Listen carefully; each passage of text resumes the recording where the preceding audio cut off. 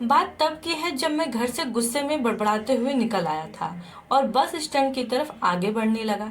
मैं मन ही मन बड़बड़ा रहा था, पता नहीं कितने पैसे छुपा के रखे हैं, लेकिन मेरे लिए एक बाइक नहीं ले सकते। अब मैं यहाँ से चला जाऊंगा और तब तक वापस नहीं आऊंगा जब तक मैं खुद के पैसों से बाइक नहीं खरीद लेता। इतना सोच ही रहा था तभी मेरे पैर में कुछ चुभने का एहसास हुआ। नीचे देखा तो समझ आया कि जल्दबाजी में मैं पापा के जूते पहन आया हूँ। उन जूतों में कील उभरी हुई थी जो मेरे पैर में बार बार घाव किए जा रही थी। लेकिन उस समय गुस्सा अधिक था तो मैं बड़बड़ाते हुए आगे बढ़ गया। एकाएक मुझे याद आया कि मैं पापा का पर्स भी साथ ले आया हूँ। मेरे खुराफाते दिमाग में एक ख्याल आया, क्यों ना आज पापा का पर्स चेक किया जाए, जिसे आज तक उन्होंने किसी को हाथ नहीं लगाने दिया था। पता नहीं कौन सा खजाना छुपा है इस पर्स में जो किसी को हाथ नहीं लगाने देते थे।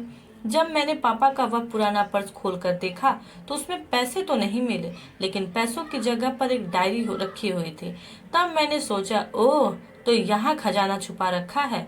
मैं समझ रहा था कि यहाँ पापा ने लिखा होगा किससे कितने पैसे लेने हैं और किसको कितने पैसे दिए हैं। लेकिन मैं गलत था। जब मैंने उस छोटी सी डायरी का पहला पेज खोलकर देखा तो वहां पर जो लिखा था वह थोड़ा सीरियस कर देने वाला था। डायरी में जो लिखा था उसे पढ़ने के बाद मेरे चेहरे पर जो एक्सप्रेशन थे वह गायब हो चुके थे, क्योंकि डायरी में वैसा कुछ नहीं था जैसा मैं सोच रहा था।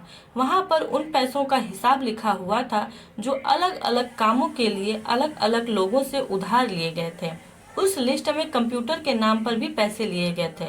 कुछ यूं लिखा था, 50,000 बेटे के कंप्यूटर के लिए। यह वही कंप्यूटर था जिसे मैं आज तक यूज कर रहा हूँ, लेकिन मुझे यह पता नहीं था उस कंप्यूटर को खरीदने के लिए पैसे कहाँ से आए थे।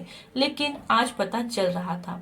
मुझे आज भी याद है जब मैंने पहली बार कैमरे के लिए जिद की थी, जो मेरे पापा ने मुझे 2 हफ्ते बाद मेरे बर्थडे पर ला कर दिया था, जिसे देखकर मैं बहुत खुश हुआ था। और मुझे खुश देखकर मुझसे कहीं ज्यादा अगर कोई खुश था वह थे पापा। अब मेरे चेहरे से गुस्सा एकदम गायब हो चुका था। जब मैंने आगे का पन्ना पलटा तो वहां पर कुछ इच्छाएं लिखी हुई थी। पहली जो विश थी उसमें जो लिखा हुआ था, अच्छे जूते पहनना। यह बात मेरी कुछ समझ में नहीं आई। तभी मेरा पाँव अचानक सड़क पर भरे हुए पानी पर जा पड़ा और तभी मेरे पाँव में कुछ गीलापन होने का एहसास हुआ। जब मैंने जूता उतार कर देखा तो उसका तला टूटा हुआ था।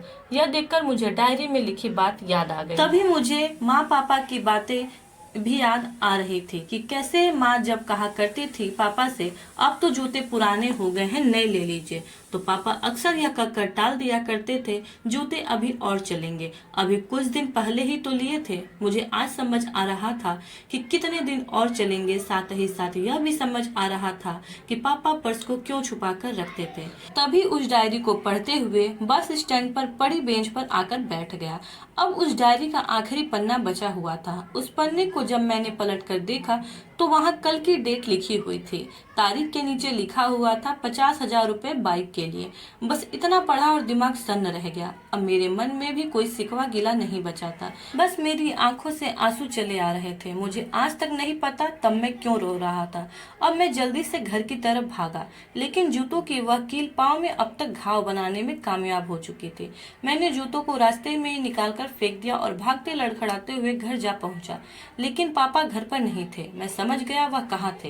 मैं सीधा पास वाली बाइक एजेंसी की तरफ भागा। पता नहीं आज कहाँ से इतनी ताकत आ गई थी कि मैं भागते हुए थक नहीं रहा था, और वह भी बिना जूते के नंगे पैर। जैसे तैसे मैं बाइक एजेंसी पर पहुंचा। पापा वहीं थे। मैंने पापा को दौड़कर गले लगा लिया और मेरी आंखों से आंसू रुकने का नाम ही नहीं ले रहे थे। पापा कुछ समझ नहीं पा रहे थे, आखिर हो क्या रहा है, मैं रो क्यों रहा हूँ। मैंने पापा से कहा, पापा मुझे मोटरसाइकिल नहीं चाहिए, आप अपने लिए जूते ले लीजिए। अब आज से मैं जो भी करूँगा अपनी मेहनत से अपने बलबूते पर पढ़कर करूँगा। दोस्तों, बस इतनी सी थी ये कहानी। सच है कि हम अपने माँ बाप का कर्ज कभी नहीं चुका सकते। दोस्तों, अगर आपको ये कहानी अच्छी लगी होगी तो प्लीज़ मेरे वीडियो को लाइक करिए, मेरे चैनल को सब्सक्राइब करिए।